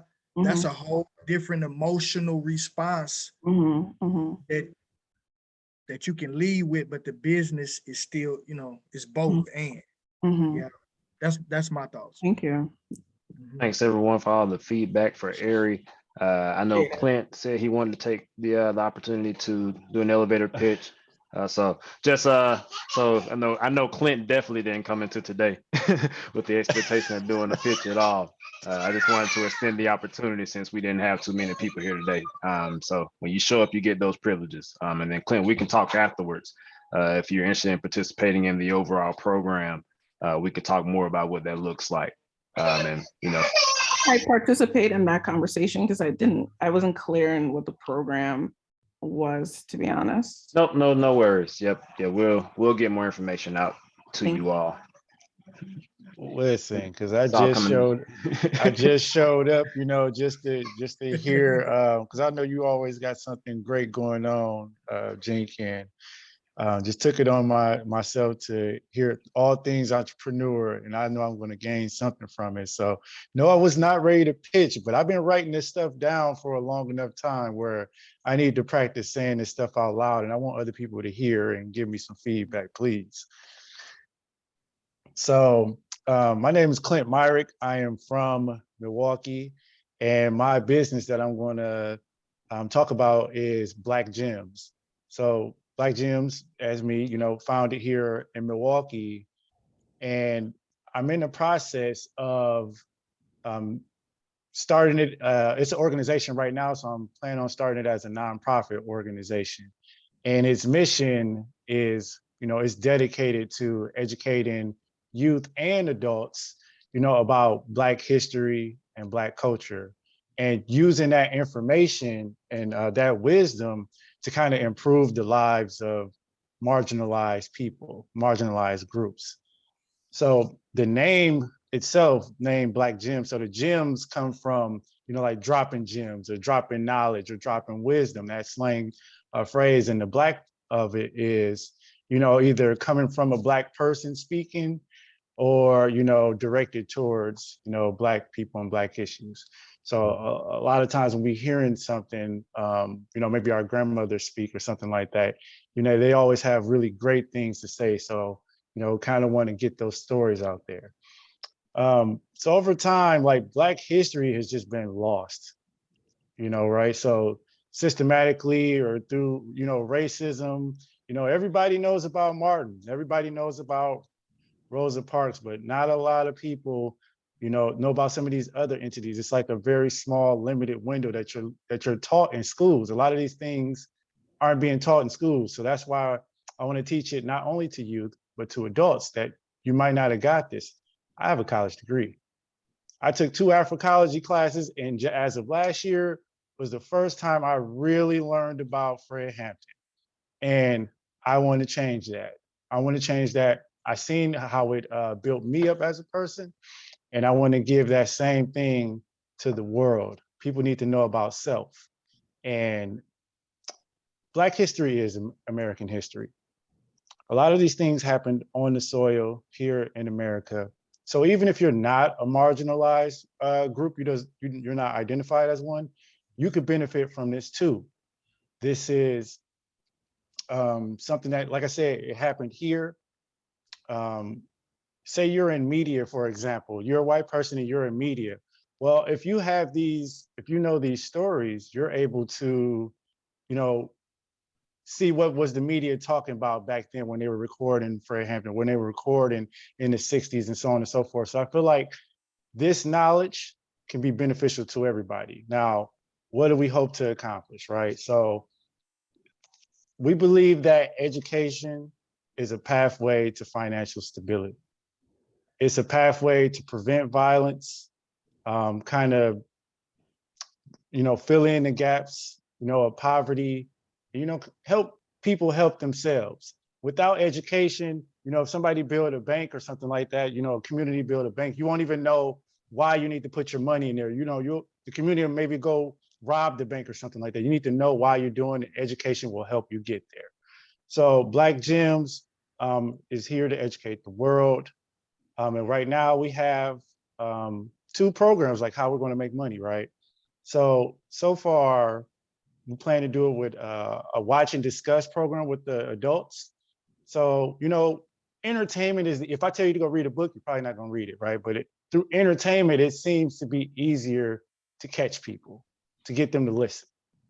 And, we'll watch, a movie or documentary, something short, and afterwards discuss. So that's one of our programs. And the other one is educate through art. So, kind of selling like t-shirts and other kind of artworks, or putting notice to other artworks. Because I get people to stop me all the time and say, hey man, what does your shirt say?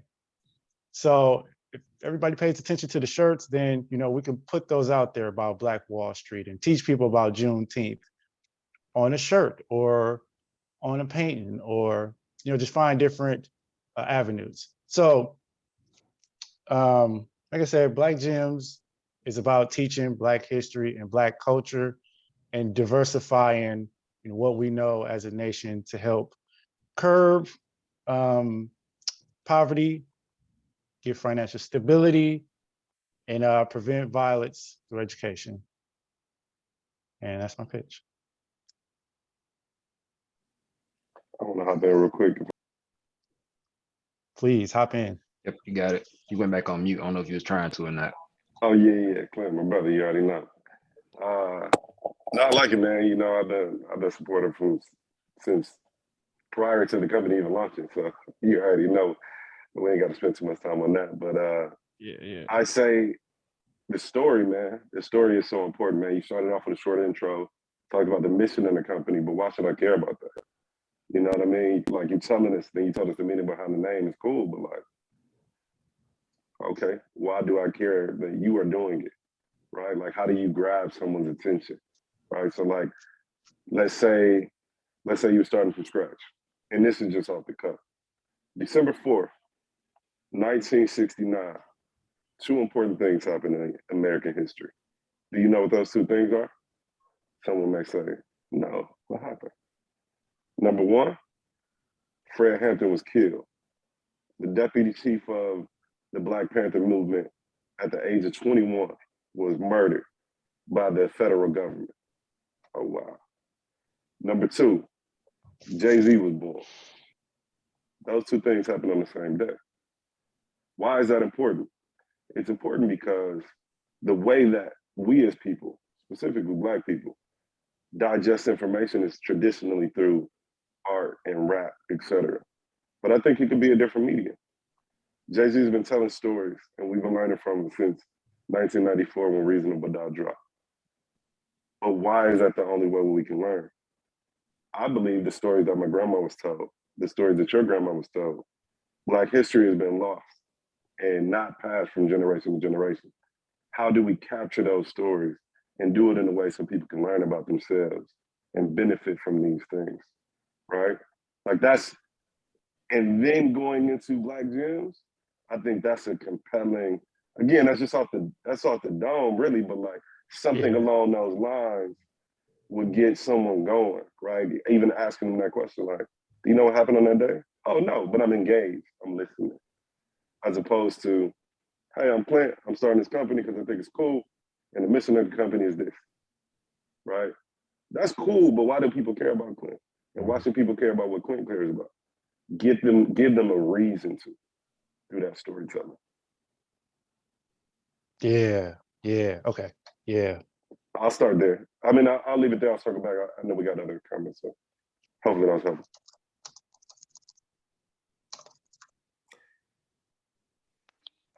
Clint, You got some initial feedback. What was your thoughts on even that? Like pitch to you? Like how did that make you feel? No, I feel good about that because as soon as you said it, I was ready to answer. I was like, wait a minute, he trying to teach me something. Hey, Brandon, I was, Brandon just wrote a movie. That was a movie. yeah, That's right, Brandon. yeah, I was Turned the immediately pitch- engaged. He Yeah, I was turned your immediately pitch into a engaged. movie. Yeah, Yeah, yeah, yeah. absolutely. Yeah, that Carl, I know was you were well. unmuted, so go ahead, Carl, and then we'll Oh, go that to was Sylvester. that was well done, Brendan. I'm like, are those guys working together? What's going on here? But well, well. I mean, totally agree with you, and great example to bring this home to Clint. So Clint, I think echo the sentiment of Brendan here, right? So I think you started trying to link, like when you said overview, I think I wrote it down. Over time, Black history has been lost, right? And I think you said it through probably like halfway through it. You were more talking about yourself. And I think, what Brendan did kind of really started with that, right? And having a concrete example, right? That brings it home, right? In your pitch, right? I understand kind of the need for the Black community of knowing their history, but I struggle to understand how you're going to make money, right, as a company. It felt more like a nonprofit, like you just helping the community. I know you mentioned financial, to make better financial decision, but didn't feel like that was the center, your main objective, right? To empower communities to financial literacy, right? So you're going to create ultimately some financial tools, right, that communities of colors can use while knowing their history, right? And figure out, hey, what are some best things I can take advantage of, right, in my community. So I was lost a bit in terms to understand what's the ultimate, how do you build a business around empowering people through knowledge, right? Of course, not denying that empowerment of through knowledge, it's an important thing, but what's your ultimate goal, right? How are you going to make money from that? Oh, that's okay. So yeah, I think you hit it right on the head where you was like, well, it sounds like nonprofit. And I think it sounds like it to me, and that's why I've been trying to go in that angle of starting it up as a nonprofit, because at the end of the day, I want, Black history and Black culture to be common knowledge. I want this to be something that's taught in schools, and it's just in mainstream America, like these practices and philosophies are being used. Mm-hmm. The only way to do that is, get this knowledge taught where it should be taught in educational institutions and professional institutions. So that's what I would like to see happen. That is what is missing in society currently. So it was not necessarily so focused on money, but you got to be able to make some money on your own, I guess, right? Before you go asking folks, right? No, for sure. I mean, I think to go back to one thing that Sylvester had said to Erie, right, or Erie, even if I don't mean to push you towards nonprofit if it's not what you want to do, right? But whether you go to, like, if you go to a nonprofit, you still have to figure out how do you get people motivated to bring you money, right? So people to be like, okay, I see the impact by doing this, by teaching more about Black history. This is how, concretely, how I'm going to impact the community, right? Because as a nonprofit, you still have to produce KPI, key performance indicator, right? So you're going to have to tell your donors what you've done, the impact of the money they've given you, right, to the community they're trying to serve. So you still have to answer the question on how do you, it's the same question, it's instead of how do you make money, it's how do you get people interested, donors interested year over year, right, in what you're doing. Yeah. So it's just a comment, it's not really a question. No, I got it. Yep. Yeah. Thank you. Great job, man. I'll say first off, bro, just showing up. These are two you know, I didn't know Brandon or Carl before today, but just like, man, you on the call with some phenomenal brothers to get feedback from. I don't know if they would have reached out, if they would have responded if you just reached out individually, you know? So when you show up, man, like you show up for yourself, like good things happen, bro. So if you continue in that pathway, like not being afraid, like I'm not ready to pitch, but I'm pitching. You like just keep showing up. Good things will continue, good energy will continue to come to that business, bro. I'm I'm curious, have you identified the target audience yet? Like who, like specifically, who is it for? Because it was Right. like, you know, it's for Black people, but like, are we talking about parents? Or like we talking about kids? Are we talking about high schoolers, middle schoolers, college people, adults? Right. So I guess when I was initially thinking of it, I was like, man, this is for everybody.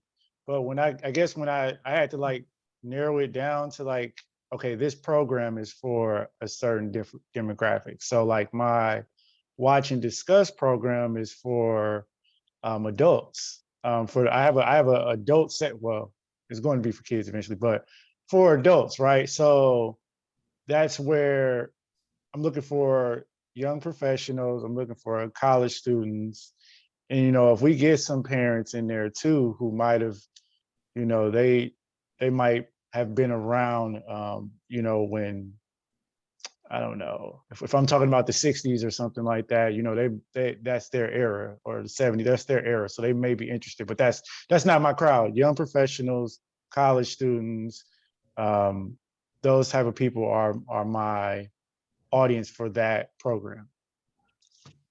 Okay. Yeah, Yeah, I think, oh, go ahead, I'm on that.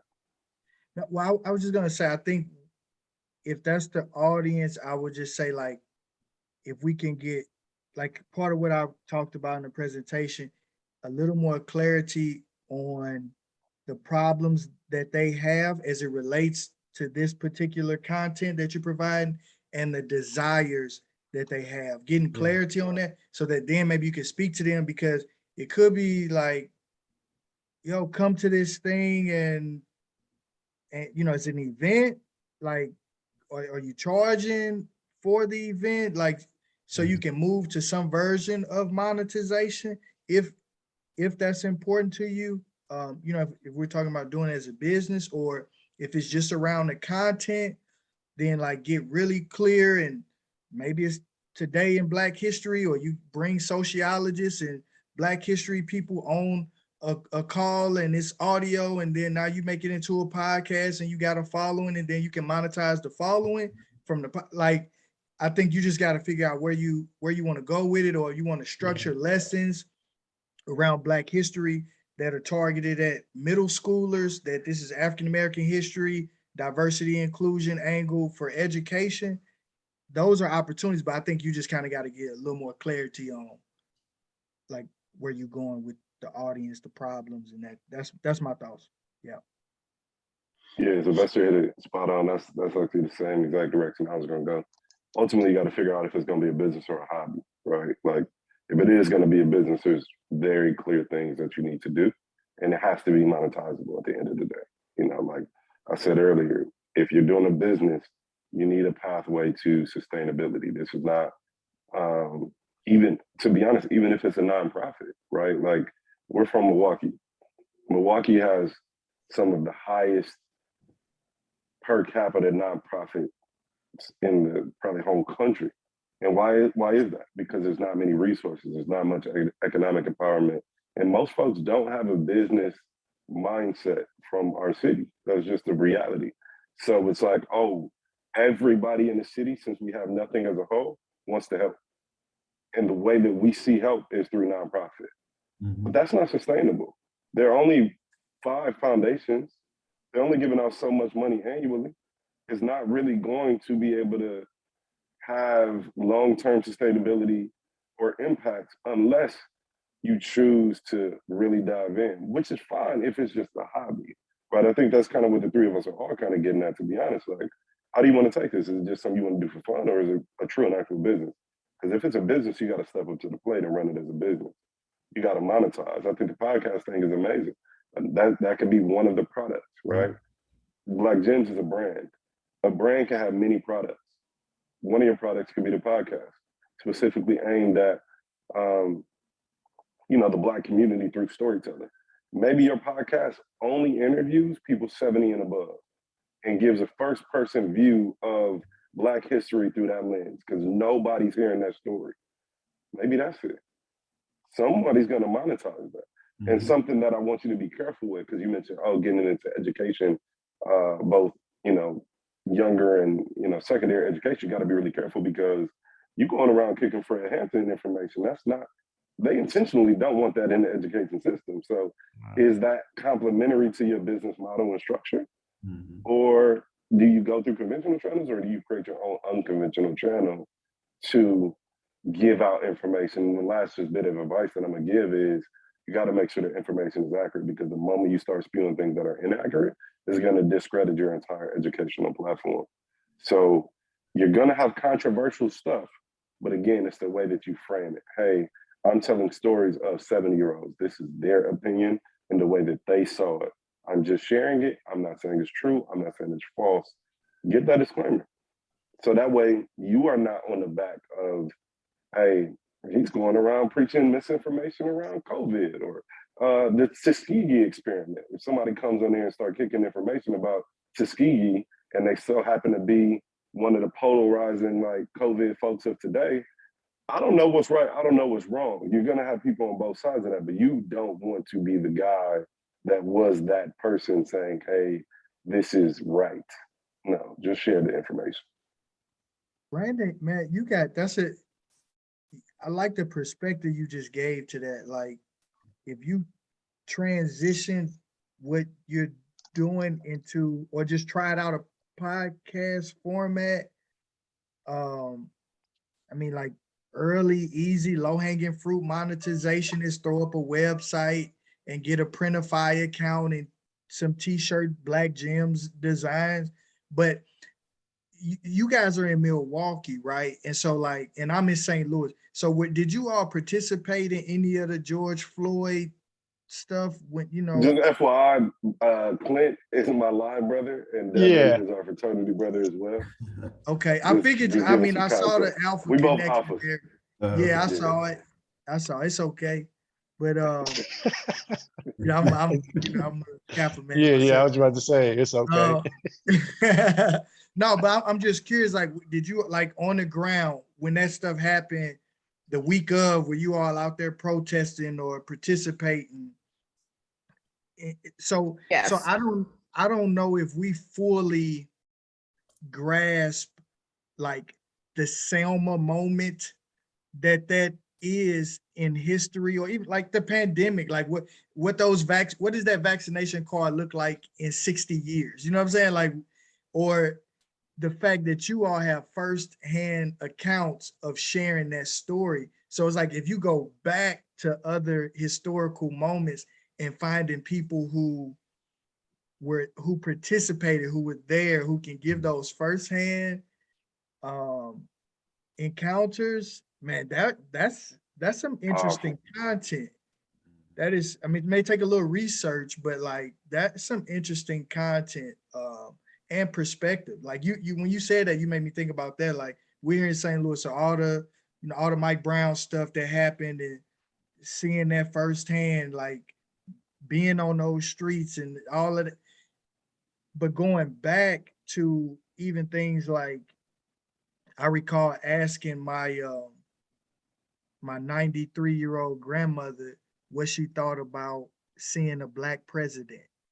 Did you ever think that would happen? When Obama got elected. Those are some interesting perspectives that go from modern to historical of capturing those stories, man. I think you really have something if you fine tune it, man. I'm excited to see the journey of it. Yeah. And Clint, one last thing I wanted to say here. Again, great idea, right? So to echo both Sylvester and Brendan, right? In terms of how do you put this into action, right? I think there is a lot of information. I don't know if the BDPA has those content, around customer discovery, right? Some of the things you need to do, right, to figure out who's your customer, because that will also guide, what are they interested in, and how do you put this product or the sets of products, right, out, right? Whether it's the podcast with something else, right, with merchandise, whether it's just do you need to do have a digital platform out there, right? What are people needing, right? And for you that you can deliver, right? So going through those exercises, right, of customer discovery will help you figure out who's out there who's interested, and what are they willing, and how are they willing to consume, right, or leverage the content that you're going to put out there. So I know you got a lot to chew on, Clint. Yeah, yeah, man. And Yeah. Ari as well. I hope you got a lot to take away from this also. And this won't be the last time, we have this type of thing going. So Clint, look at the chat. Ari dropped a few resources that she's used with SID Technologies around customer discovery. So take a look at that. I know the room there in Anaheim is about to close down in probably about 1 or 2 minutes. So we want to thank you all for tuning in there in California, and continue to enjoy the rest of the NSBE convention. I want to thank Amanda, Ari, Clint for joining via Zoom, and there were a few others who were in and out throughout the call. But thank you for joining us today. There'll be more content and events, things coming along the way with this program between now and August. So more details coming soon. And thank you, Sylvester, for sharing with us. And thank you, Brandon and Carl, for coming on and offering your feedback. Any last comments from anyone before we close? I just want to thank everyone for their feedback. That was very helpful and informative. I look forward to applying that to my pitch and updating my pitch. So thank you. Yeah, I'll give a resource. Carl mentioned BDPA, not possibly having something, but there's a company called Tech Stars, TECH Stars, and they have something called the Entrepreneur Toolkit. It's a completely free resource online, and it goes through a lot of the things that Carl was kind of speaking to. They got some, videos you can watch to understand the concepts, and they're probably top 2 accelerator in the country. So it's a pretty solid package. Entrepreneur Toolkit, Tech Stars. Looks like there's a question there in the room. Go ahead. Can you guys hear me? Yep. All right, awesome. First of all, thank you so much for the time and the presentations. Definitely learned a lot. Let me see. So my name is Hakeem Aloratun. I'm an industrial engineering student from Northeastern University, but I'm also the current co-founder and CEO of Blackit, which is a social commerce platform connecting Black businesses and freelancers to their customers, both inside and outside of their communities. Well, 2 questions that I had was, there's been a big rise in Black founders, especially in the tech space, also applying for VC funding. So one, would you have any sort of like best practices for Black founders trying to get into those spaces? As well as, since my platform is more Black centric, what would be some ways that you could advise somebody, I guess, to market their product that's majority for Black people to a VC of, people, well, non-Black people yet? I'll just hop in quick and keep it brief. Show them, man. At the end of the day, VC is only looking for traction, right? They just want to make sure that you can get out and scale and grow. That's all VC is about. If you can't scale and grow, it's not VC. Just bootstrap that thing and or find some partners with some cash. So if you are looking to go the VC route and there's a tech component to it, I would say really look at that target market, right? So TAM, SAM, target is important if you're not familiar with it, right? And if your target market is just Black and really small, you have to have a lot of reach to get most of them, right? So for example, Greenwood Bank. Greenwood Bank is an online bank founded I'm in Atlanta right now, and they did a $3 million seed round. 9 months later, they had a $40 million Series A pre-revenue, pre-product. And the way that they were able to scale that so fast was because Ryan Glover had already founded Bounce TV. He brought on Andrew Young and Killer Mike as co-founders. And what they did was within the first few months, they had 200,000 signups.